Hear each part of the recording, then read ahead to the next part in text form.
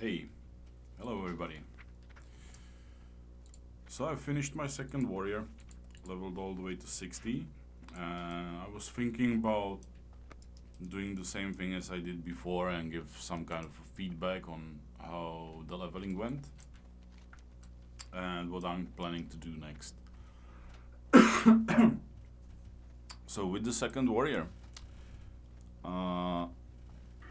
I started building it differently than the first one. So instead of going full fury, straight deep with blood craze,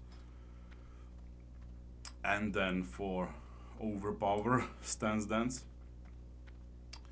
The second warrior I started with parry, tactical mastery into improved overpower and anger management, and then back to fury and like full fury, where I went cruelty, demo, battle shout. I didn't take blood craze this time, and enrage and further down, right? I did spec into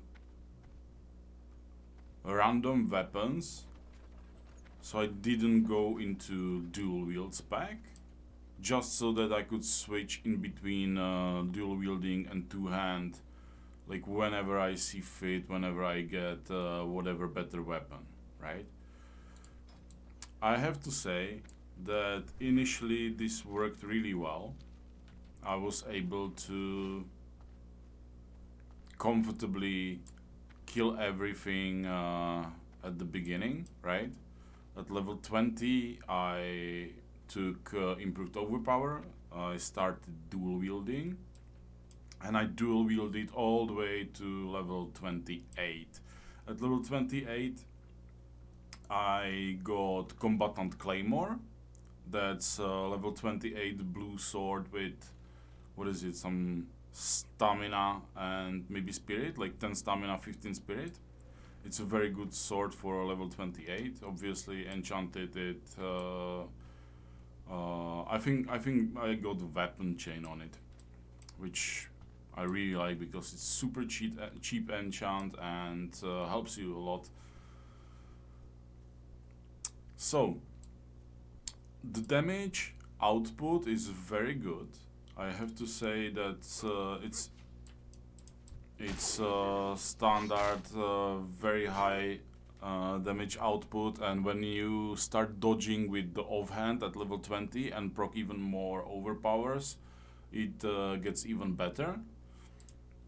Then continuing to level 28 and picking up cruelty talents, having a lot of crit, or well, it's not that much, but it's still better than nothing. You plow through whatever you set your eyes on, right? I really like that because I felt really strong. Like towards level 30, when I was talenting up for improved demo and then battle shout and stuff, like it was nice. However, I have to say that I did miss sweeping strikes with that sword, because I really got like very nice sword, right? So I did miss sweeping strikes with it, and I didn't like that. I think that felt actually bad. And in between level 30 and 40, I struggled a lot with the damage output. Well, no, not really with damage output, but more with sustainability. I was fighting a mob, I was fighting another one, and then I had to rest. And I was talking about it in the last video when I was talking about blood craze and how it worked for me having the blood craze, and that I never really got into bad situations, so I can't judge. Like this time around, I was constantly low HP, and it was definitely way more scary than before. So I have to say that Blood Grace does its work. It's really felt. And I'm not really sure if it's because of lack of the heavy burst or the lack of like already enraging and death wishing and like not having that when you just do overpower crit and nothing else. You're just swinging, and yes, it's 5% crit on top of the basic, but it's only like 10%. And I don't know. In between level 30 to like 36, 38, maybe when I got my Whirlwind Axe, because I farm for it myself, right? That felt slow. And even when I got the Whirlwind Axe, it was still sluggish. Like it was still bad. I really think that like having access to flurry and all these talents, or like having sweeping strikes, big crit, there's a difference, and at least it felt like there's a difference. Then I went back into dual wield after getting my Sword of Omen and Vanquisher Sword, and I even think that I got the Sword of Omen very soon because somebody boosted me. Somebody boosted in me in Scarlet Monastery for the quest, and it was like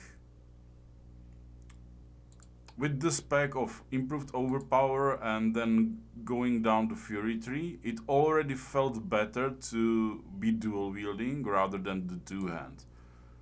But it was still slow because I had to rest a lot. I really had to rest a lot. So maybe that's why it felt that the damage output is not very long, because whenever I killed something, I already had the charge up, and it definitely felt like way slower than just specking full fury right away. It was really good initially, in between level 20 and 30. I have to say that that was like really nice and fast leveling. And even after that, like when I got the level 28 blue sword, like it was chopping quite hard with crit. But after 30, it fell off rather fast, and I really had to rest a lot. And that was the case all the way up to, what is it, like level 49, 50. It was like really bad.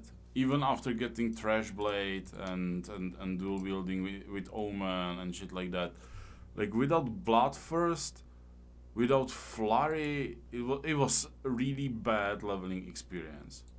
So yes, it's completely viable to go. It's completely viable to go into overpower very soon, and I will most likely try to do that right now again. Like if you after that switch into Fury and go down the Fury tree, I think it's already too late. And like in between, I don't know, 30, 40, you're not going to have a good time. It definitely felt like it lacks the sustain and the ability to just keep going without stopping, without and not getting into the situation where you ninja pull another mob which you were not planning to do. Maybe there's some patrol spawning and coming around or whatever. Uh, I was caught off guard rather often. I have to say, I was caught off guard rather often, and the damage throughput wasn't high enough to comfortably get out of those situations. This time around, what I'm planning to do is level up as arms, because there's multiple reasons for that, right? Like when the server was just fresh started and I had no money, no help, no nothing, like going full fury, have the deterministic weapon progression of the quest rewards, because you get Omen and Vanquisher at 40, and you don't really solo the Whirlwind Axe before 38 anyways. So on a fresh server, opening in Fury and leveling in Fury, or even if you do like solo self-found or something, like it, well, solo self-found, like if you don't go for the quest rewards in dungeons, is bad. But self-found, yeah, Fury is fine. Like Fury is perfect for that. But right now, when you have access to, let's say, blue gear, you can buy, have some support. Sometimes they carry you for a whirlwind weapon on level 30. You buy the stuff on auction house instead of having farming those elementals. I think that in that scenario, arms will be better to level up, because if you support the character with money, it's your second character. Like going arms and buying the blue gear, the strong gear, and aiming for specific quest rewards like the belt from Razorfen Kraul, quest reward from the last boss. I mean, Vengeful Fate from Thunder Bluff. Um, or like instead of going into Veiling Caverns multiple times trying to get the chest, you just simply buy Shining Silver Breastplate, and you have the same level chest as you would get at level 30 from Razorfen Kraul, doing the warrior quest for Brutal Hauberg. You have it at level 24 already, or something at least like on par with the item. Uh, that helps a lot to be really tanky. And if you're level 29 and you have 2000 HP, you really feel the difference in the leveling experience. Warrior is crazy strong if you twink it up, and as a second character, if you have the money, you can twink it up. Then I think that going into sweeping strikes and subsequently not switching to Fury but go into Mortal Strike at level 40, so not talenting out of arms, is most likely the best choice. And with good weapons, and either you buy the good weapons on the auction house, still continuing even after you get Trash Blade, still continuing in arms might be the play. Uh, that's what I'm going to try this time around. My plan is to, level 18, buy some blue two-hand sword, uh, then continue with other auction house two-hand swords to the level 28 combatant, then probably farming something, and either I get lucky somewhere or whatever. Like we will see. Maybe I will dual wield, but I will, how to put it, I will go for swords and into swords pack, and I will try to either use the best two-hand I can either find or buy, or dual wielding swords with swords pack in arms all the way to Mortal Strike, and then going into Fury, into Demo Bloodcraze, maybe Cleave, I don't know. Demo Bloodcraze and Rage. So that's the plan, and I'll see what I will end up with. Right? As for professions, I don't necessarily need money because I have a lot. Right now, a couple hundred gold with my main. That's raiding molten core and stuff. I don't necessarily need the money, but I will go for alchemy because I don't have an alchemist. So I'm gonna go herbalism, alchemy, start picking up the herbs and crafting the pots, and most likely selling everything. I really like that alchemy is a profession where while leveling it, you actually make money instead of spend it like when you're doing blacksmithing or possibly like engineering where you just throw out the grenades and like you don't make any money like leveling that unless you have a fresh server and you know your way around. So you for example level up to 100 and what is it, 10 15 your engineering, and then craft bambillion of deadly blunderbusses and start selling them because people level up to Ashen Veil and buy them in massive amounts, right? Like that's how you can make a little bit of silver here and there. You level up your engineering and you make money with that. But that's more only for like a server start rather than like already going on server with its own economics up, right? Like if you're new, like completely new at this point, at this stage on the server, the best way for you to make money at very low level is getting up to, let's say, 15, where you can comfortably fish, deviate fish around Baron's Oasis. That's the absolutely best money maker that you can do as a very low level, or when you're starting from scratch on a longer going server. Fishing deviate fish is the absolutely best money maker for you. You can be level 20 and have the mount money. Alright? But I don't need it, and I need an alchemist. And what was trying to say is that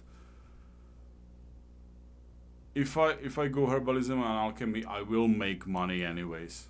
So I will be buying everything, and possibly, and I'm trying to I want to look at it that way. I want to be able to buy all the necessary and good blue gear without the support of the main. Okay, like that's what I'm trying to get at. Like I will try to level up with just herbalism and alchemy and buy everything myself instead of getting the support from main. I obviously got already support from males. I sent myself 10 gold and a couple bags, and that will be it. So that's what I'm trying with this warrior, and we'll see how it goes. So peace.